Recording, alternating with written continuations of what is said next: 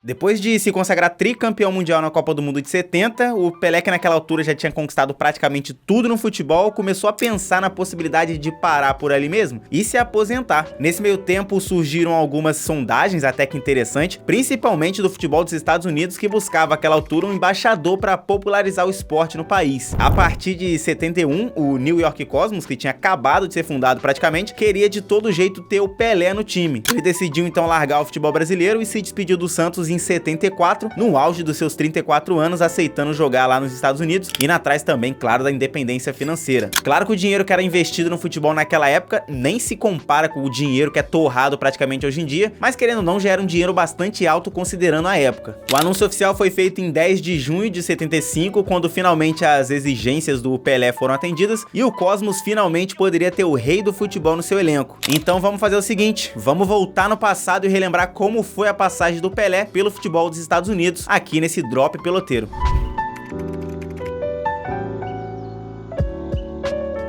5 dias depois do anúncio oficial, Pelé finalmente estreou pelo New York Cosmos e, apesar de ter ficado 8 meses sem jogar bola, ele chegou a dizer que mesmo com 34 anos precisaria só de 2 semaninhas pra entrar em forma de novo. Claro que, mano, o físico nunca foi um problema pro rei do futebol, que sempre cuidou bem dele mesmo, que fazia com que ele fosse considerado um cara muito à frente do seu tempo. E essa estreia dele foi contra o Dallas Tornado e aconteceu num estádio antigo lá de Nova York, que sinceramente não condizia nem um pouquinho com a majestade e a história do homem. O Dallas abriu uma vantagem de 2-0, mas o rei do futebol rapidamente mostrou pro que veio quando deu uma assistência para diminuir o placar. Logo depois ele levou o estádio à loucura, metendo gol de empate de cabeça, acompanhado pela sua lendária comemoração, o soco no ar, né? No final a partida terminou empatada mesmo em 2-2, mostrando que a escolha do Pelé e da Liga Norte-Americana não tinha sido nenhuma loucura. Mas eu quero interromper rapidão aqui para fazer uma pergunta para você. Você é uma pessoa que gosta de futebol sul-americano? Adora o futebol brasileiro e as histórias que tem para contar do nosso futebol? Se você é esse tipo de pessoa, então, cara, se considera se inscrever aqui no canal, porque o canal Peloteiro é totalmente voltado para futebol sul-americano, futebol brasileiro. Aqui a gente vai falar de futebol sul-americano até não ter assunto para falar mais. Então, por favor, deixa sua inscrição aqui e vem fazer parte do time. Não esquece o like, tá?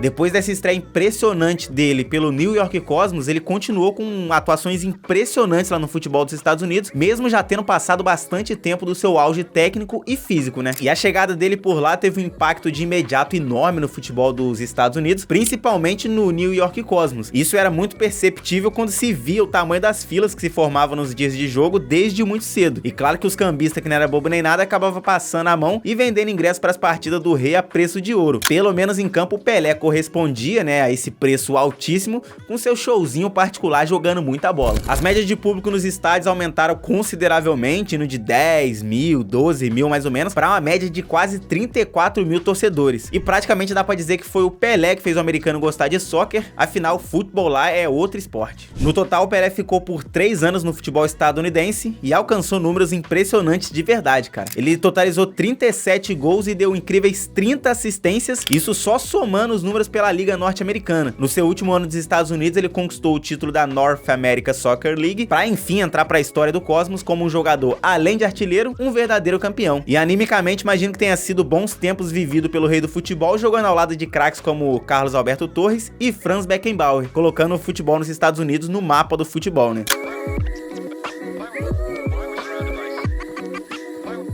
E além de popularizar o esporte lá nos Estados Unidos, a passagem do Pelé também serviu para acabar atraindo outras estrelas do futebol mundial para jogar na Liga Americana também. Jogadores como Beckenbauer, Carlos Alberto, Tinaglia, Marinho Chagas, George Best, Eusébio, entre outros craques, foram atraídos para atuar na NASL durante a década de 70. Mas infelizmente a Liga não conseguiu segurar todo esse peso, todo esse investimento esportivo, e em 1984 acabou acabando e com isso levou os clubes juntos, né? O Cosmos, infelizmente, foi uma das vítimas da falta de apoio financeiro que a NASL enfrentou, encerrando suas atividades em 15 de setembro de 84. Antes disso, o Cosmos ainda conquistou a liga por mais 3 vezes, depois da aposentadoria do Pelé, e fechou sua breve história com 5 títulos no total. Apesar da chegada de grandes estrelas, como foi a chegada do Pelé lá, infelizmente esse investimento que foi feito financeiramente acabou não retornando para a NASL e para os clubes, então meio que não teve como segurar por muito tempo esse investimento não tendo retorno. Então por conta disso a liga teve que, infelizmente, infelizmente encerrar suas atividades. A NASL até se reergueria, né, a partir da década de 90, com essa mesma estratégia de contratar outros grandes nomes do futebol, muito já em final de carreira para os clubes da liga. Dessa vez parece que deu certo, né, já que a liga, que agora se chama MLS, ainda se mantém, mesmo não chamando tanta atenção entre os principais clubes do mundo. Mas agora com a chegada de outros craques como Messi, Suárez, David Villa, Beckham, como foi lá no passado, quem sabe agora a liga não tenha uma longevidade maior e seja divulgada aí para mais lugares do mundo. E bom, esse Drop Peloteiro vai ficando por aqui, imagino que tenha sido bem legal para vocês também relembrar essa passagem do Pelé pelo futebol americano. E claro, né, qualquer lugar do mundo que ele tivesse pisado, com certeza se tornaria uma liga muito importante. E se você gostou, não esquece de se inscrever aqui no canal e, cara, deixar um likezão porque é muito importante. Comenta aí embaixo outros temas que você quer ver aqui sobre o futebol sul-americano, que com certeza eu vou considerar fazer. Vou ficando por aqui, um grande abraço pra você e é nóis!